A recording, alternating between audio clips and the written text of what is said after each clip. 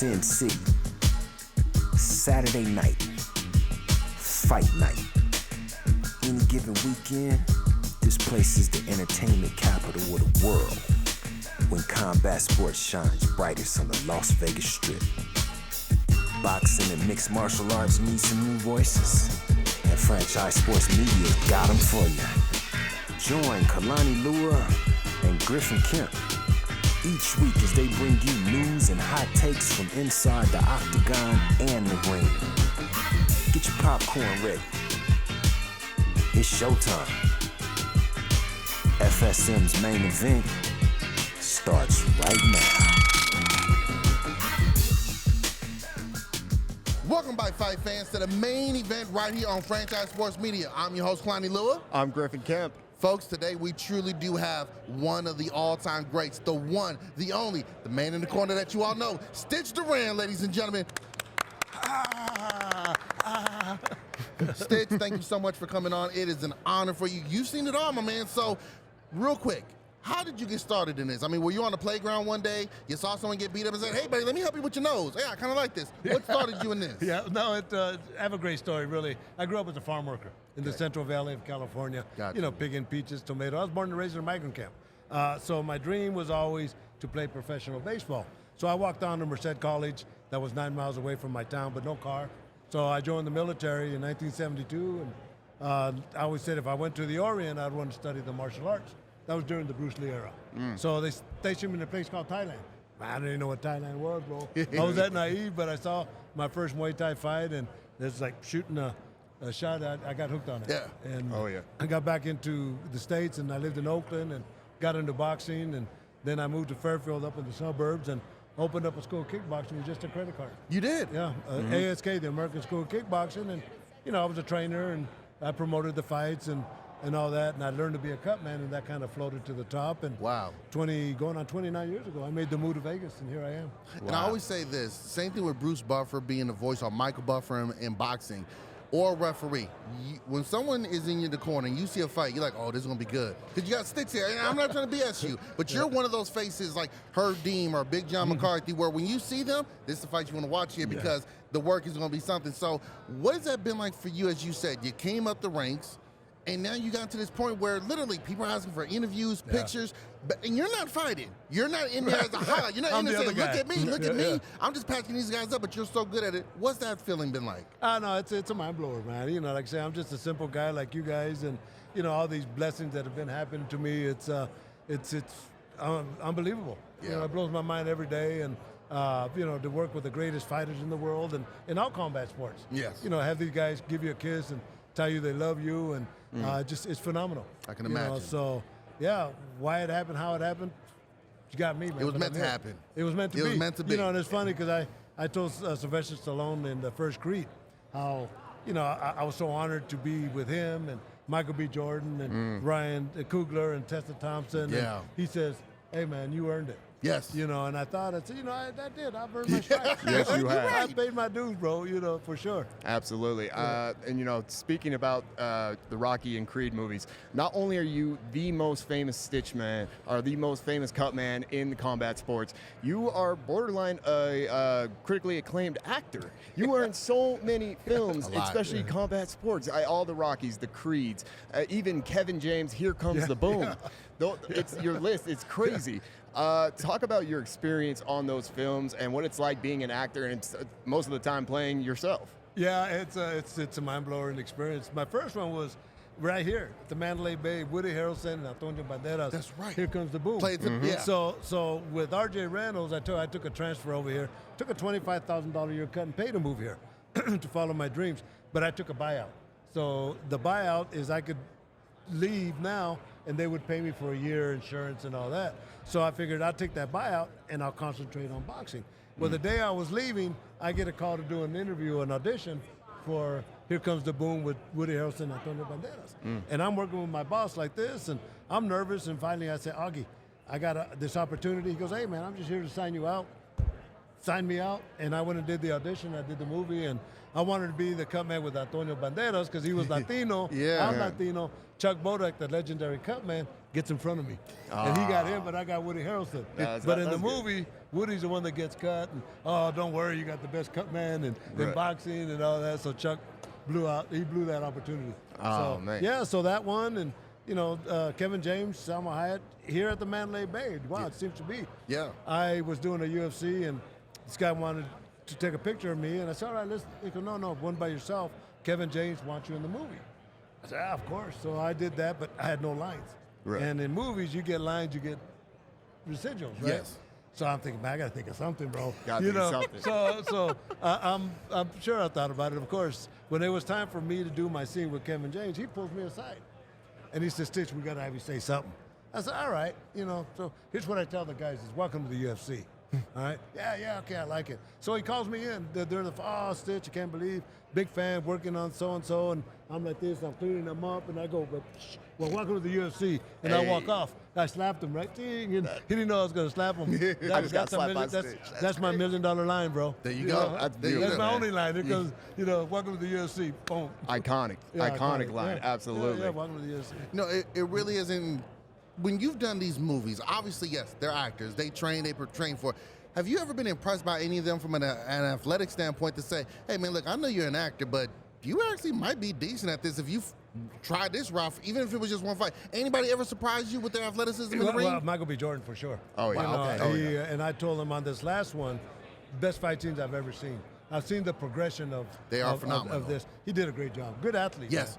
Man. Good athlete, but every day I wrapped his hands, just him and I, by ourselves. And I would kind of teach, I would work on him as I did a fighter. Mm-hmm. I put him in that fighting mentality.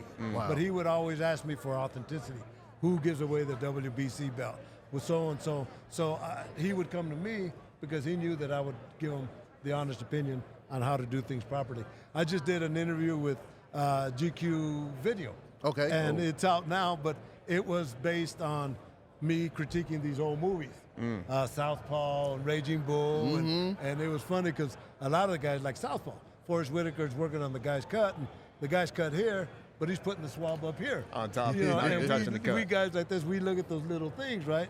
I think Raging Bull, the guy's doing the swab here, and $1 Million Baby, they're getting the adrenaline. Everything that they did wrong, I brought that up. Of course. So check it out, GQ Magazine, the video. If there's a combat sports movie, they need to be bringing you in because you're going to bring that authenticity. You're going to make sure that the fans watching the movie are going to actually believe what's on screen. Well, just as you said, you see Stitch there, it's going to be a good fight. It's going to be a good I think movie. Karen Bryant, when I was with the UFC, she said, Stitch, you got like an 85% win ratio. If you're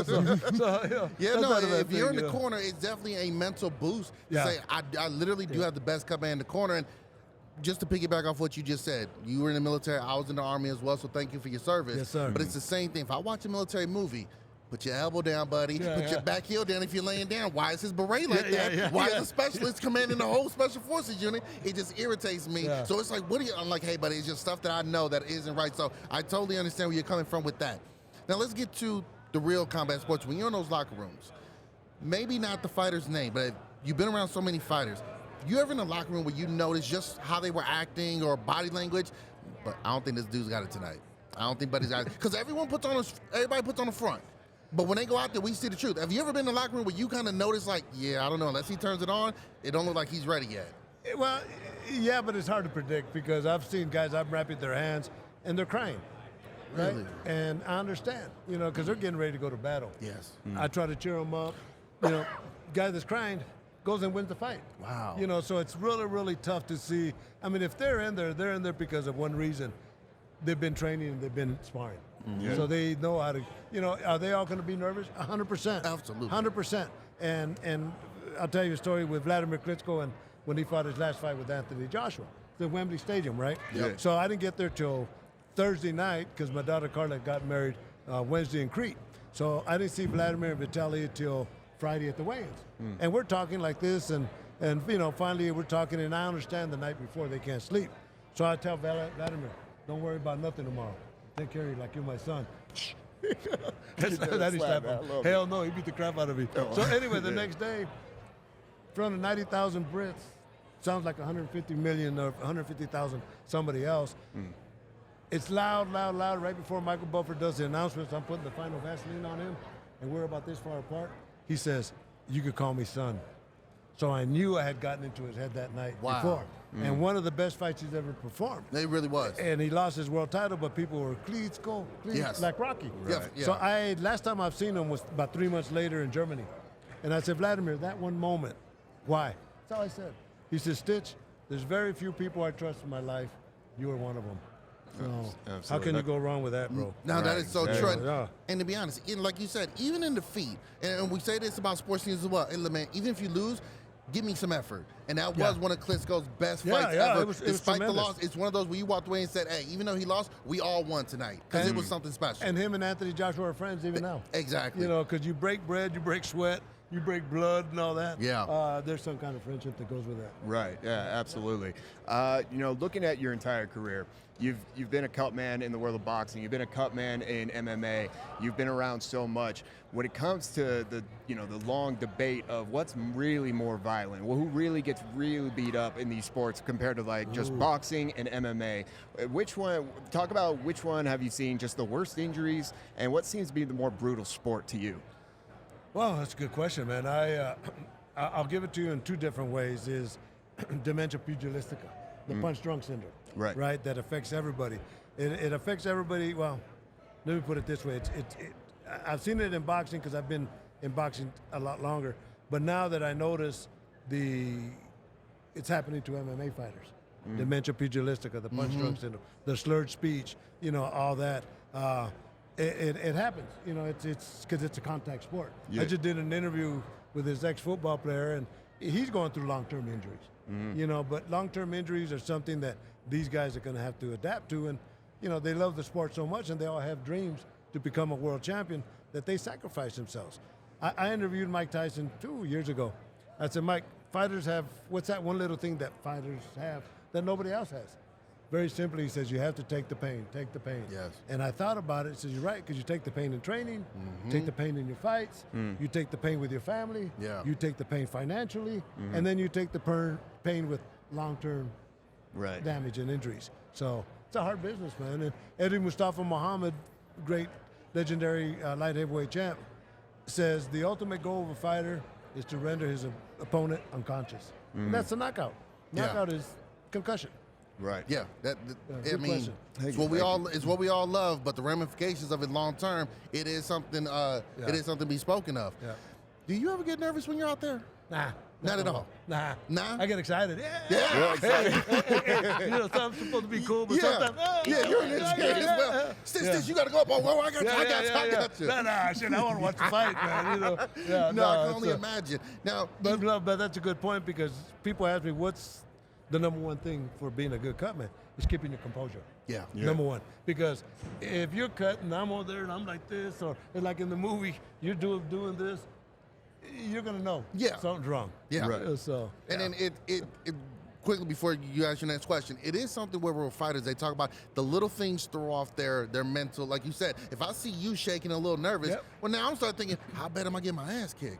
How bad am I losing out there? I must look like crap. Now mentally, I'm either going to turn it on or I'm going to start breaking apart. So you're right. Keep your composure at both a cut man and a corner man. Vital to that fighter's confidence and mentality going forward. Go ahead, Griff. Yeah, absolutely. Again, I want to talk about just how legendary your career is, how long you've been doing this, and how big of a name you are in this game.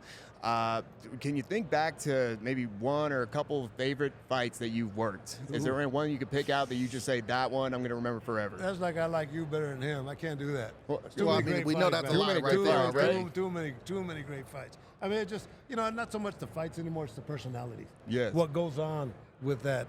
Tyson Fury, when he fought Deontay Wilder, the first time I worked with him, I looked at his cuts and I evaluated them. I said, look, what I'm going to do, I don't wait till you start swelling. I'm going to keep ice on you every round. I do a lot of preventive maintenance. Well, we're saying goodbye after he beat him, and we're in the dressing room. He just has his shorts on, getting ready to shower.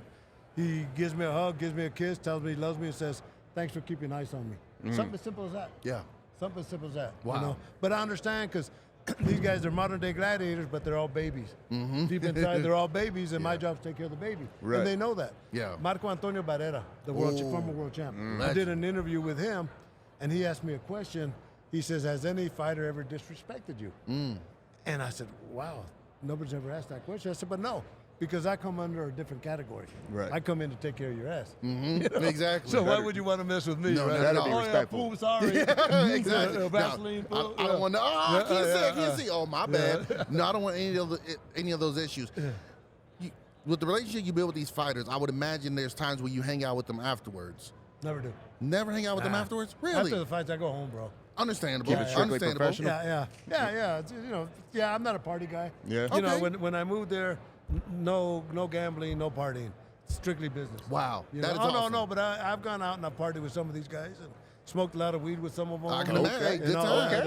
And, speaking of, can I tell you about my new line? Please do. Please. Please do. We're gonna come out in April 12th here in Las Vegas. Got a real high-end company that does it for a lot of these high-end rappers and all that. So they came up to me and I said, look, best weed I ever smoked was a year I was stationed in Thailand, Thai stick. If you could create something that tastes as good as that, we'll call it Thai Stitch. So Thai Stitch is coming out in April. Thai Stitch, April. You heard it right here. Yeah. Franchise Yeah. Sports Media, the main event. Stitch Duran is behind it. That is going to be freaking awesome. I can't wait to get done. It's crazy. I've already sampled it, and everybody that sampled it has given it thumbs up. So it was created by some very, very high-end people, and now they're talking about. Well, you know, I didn't know, but you can only sell it in states that you grow it at. So Oh, now wow. we're going to do here, Nevada, California, and I got a meeting tonight with them. But now they're looking at New Jersey and somewhere else. Look at you, coast to coast, taking over. I Why dare not, anybody man? to beat me in those lines in April. I dare you. I promise you I'll be one of the first ones in Look line. at that logo, bro. Badass, huh? Now, I'm not saying it just because you're here. That is a badass I know, logo. yeah. That is a badass logo. I'm not saying it just because you're on the show. That is a badass logo. That's Check so it out. cool looking. Yeah, I tell you. We gotta find a way to put that up, maybe possibly on the when this video pops out. No, gotta I get will that throw going. it something. We'll I figure mean, something out. you know, Stitch, if you also had any samples that, you know, some young podcasters we'll do that. would love to test. I'm just sure. saying, you know, some veterans got some back pains and sleep apnea. Yeah, They'll yeah. love to test it out. Yeah, I'm sure we'll have samples available. Let me ask you this. At the end of your career, whenever you decide to hang it up, what's something you wish people would remember from you from your career as Stitch Duran? Education. That I made this game a lot safer for fighters. Simple as that. Before we got on, you were talking to us about a program you had initiated during the pandemic. Can you tell our viewers about what you were telling us? With the MGM, with the lockdown, and how they select that. Can you tell us about that? Yeah, during the COVID, everybody was dead. I remember we did we were going to do our fight in New York. I'll never forget March the 12th, and they told me, you know, that we were going to still have it with no audience. I said, all right, I'll get paid. Well, they canceled it, so I had to come home, but we did nothing for a long time. Well, Top Rank and the MGM and ESPN were going to hold 16 shows in the bubble at the MGM, 2 shows a week. And they called me in to be one of the house cutmen and Mike Basil because they could only bring the fighter and 2 coaches. Yes. And a lot of them didn't have cutmen. So it's a program I put together when I was with the UFC on wrapping the hands for the fighters that don't know how, or the coaches, working their cuts and all that. So Top Rank brought us in, and we did 16 shows, and the program finished, COVID finished, and they liked the program so much that they kept us on, and I'm here working with a lot of these fighters. I'm working 4 out of the 9 fights tomorrow. Wow. You know, That's and I gonna be think I'm amazing. wrapping 3 of the fighters' hands. That's going to be awesome. That's what I do. Yeah, of course, absolutely. Now, again, like I said, if you're out there in the corner, you know that's the fight to stay tuned and watch in. So it's going to be looking forward. Stitch, I can't thank you enough, man. I can't wait to talk to you more so we can dive more into more stories and more background stuff. But thank you so much for giving us the time, man. You truly are a living legend.